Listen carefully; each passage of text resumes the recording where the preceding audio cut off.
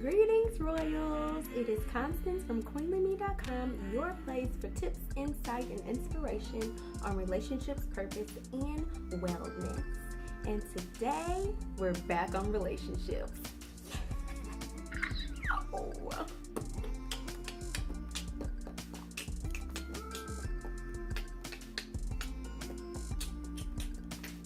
Okay. Today, you are about to make me your very bestest friend because I am coming to you with 4 things that wives or spouses in general wish they knew before getting into their relationship. Every time I hang out with my best friends who are dating, something usually happens that makes me so incredibly grateful for my singleness. There's usually a disagreement that happens, an uncomfortable discussion that has to take place, and all of that is usually followed by one or both of them having to make a sacrifice or a compromise, blah, blah, blah. It never fails. And as it all goes down, I'm usually in the background somewhere thanking God that I don't have to deal with this yet. But even still, I never rob myself of the chance to learn from those moments about the work that it takes to be in a healthy relationship and what my personal stance is on certain issues that arise in relationships. I often see how they handle certain situations and think how I would handle the same situation in my own relationship. And a lot of times these moments actually help me to clarify the type of person that I want to be in. And the type of person that I desire to be in a relationship with. So seeing as how most people don't have amazing friends like mine to learn the real rawness of relationships from, I decided to enlist the advice from a few wives and fiancés about what they wish they would have known before getting into their amazing, healthy relationships. Healthy is the key. You can't really take advice from people who aren't in healthy relationships. And another thing, if you desire to get married, don't take pointers from people who are just going with the flow in relationships, who are just YOLOing it in relationships. They're not going where you're trying to get to, so just keep that in mind. Moving along. The first thing that these wives and fiancés wish they knew before getting into their relationship is how to argue. And I say argue because when you argue in a healthy relationship, it's really just having a discussion. If you are in a healthy relationship, then you can definitely expect to learn a lot. But if you're one of those people that are naturally defensive, then you might struggle with this.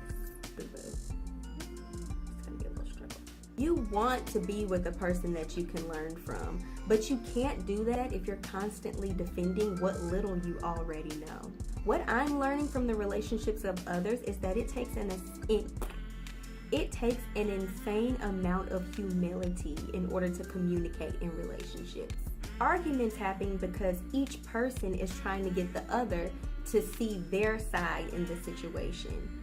But if both people are busy explaining, then nobody's listening. Have you ever fought tooth and nail to defend your opinion, and after the heat of the discussion died down, it kind of occurred to you that the other person actually had a valid point? Now, how hard is it to admit that after you did all that extra trying to make it seem like they were the ones that were wrong? Very hard. And how easy would it have been if you just considered what they were saying to begin with? And what's worse is the next time y'all have a discussion, then they're gonna fight tooth and nail to make sure that you're wrong this time, because they're not gonna want to be wrong 2 times in a row. So I've said this before and I'll say it again. When you are communicating in relationships, it's better to understand than it is to be understood. Because if you are understanding them, then they're going to understand you. Argument avoided. The number 2 piece of advice that I've gotten is that giving passes will get you passes. Don't be so concerned about defending yourself and your opinions and your feelings that you fail to give your boo a pass every now and then. For my ladies especially, with all of our mood and hormone fluctuations, don't get defensive because you know it's a real thing and it happens. We need to be saving up all the passes we can get. Let's just be honest. So if your significant other is having an off day, if they're grumpy, if they're tired, and they say something out of the way or unusual, just give them a pass. Instead of getting offended or snapping back at them, ask them what you can do to help. Ask them what it is that they need in that moment. And when you respond in helpfulness, then it'll make them realize that maybe they're the ones that are overreacting and take it down a notch. And then the next time you have a moment, they're going to respond to you in helpfulness because of the way that you responded to them. The number 3 tip that I got, my goodness, and this is something I'm exploring now, and oh my gosh, it's the best thing ever. Number 3, date yourself. Date yourself. It's important not to wait until you have a date to experience things. In the words of my best friend, girl, you better live your life. And she says it just like that. Girl, you better live your life.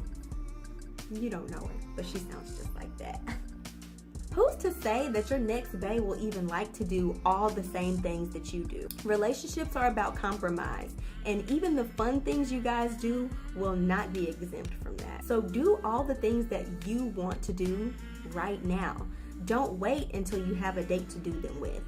Plus, nobody wants to date a boring person.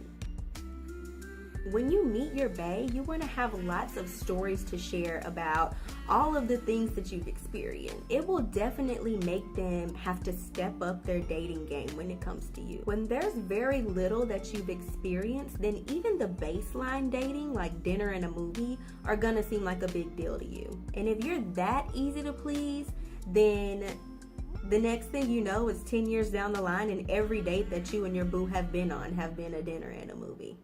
Now, I love food and a good movie as much as the next person, but you don't want to open up the door for your dating life to be boring. Okay? When they know that you've experienced things and that you're not afraid to try new things, it's going to keep them on their toes and provide the need for them to keep the dating life interesting. Being treated like a king or a queen does not begin with your next relationship. It begins now with how you treat yourself. So treat yourself. The number 4 thing they wish they would have known before their relationship is to actually enjoy the time that they have alone. As a single person, sometimes I find myself with extra time on my hands, and it's really hard not to think about, oh, it would be so nice, to have somebody to spend this extra time with. But then I think about the countless wives and mothers who say that they just wish they had a little time to themselves. And I decide for the millionth time to enjoy the time I have to myself instead of resent it. In addition to finding time for themselves, married couples also find it challenging to carve out time alone with God once they become a spouse or a parent. It was strongly suggested to me by a wife to enjoy the freedom of having plenty of time with God all to myself. Now, this is something I never paid much attention to, but now it's given me a newfound appreciation for the times that I get to just lie on my bed and have a bestie chat with God, or simply just sit in silence and enjoy His presence. It's true that we need to keep in contact with God all throughout the day. But another piece of invaluable advice that was given to me was to set aside a certain time every morning and every night to spend with God. And this time that you set aside is going to be non-negotiable. From what I've learned so far, time with God is necessary in order to be a healthy, happy, effective spouse and parent. So this is something that you cannot afford to let fall by the wayside. Most of us singles have a tendency to kind of shy away from making friends with people who are married or even in relationships. But if you one day plan on getting married as well, then these will probably be some of the best friends that you can have. Yes, it will constantly remind you of your singleness, but it will also make you appreciate your single season, as well as do wonders to prepare you for your own relationship. I really don't like how my nails look white on here because they're not white. Hello? They're not white. They're not. Oh. Now, these tips are pretty simple, but from what I've learned from other wives and fiancés is that the simplest things can make all the difference. So I hope you take these tips to heart. I hope that they helped you. And I hope they made you want to come back next week and do this all over again. Yeah? Okay. So in that case, I will see you next week.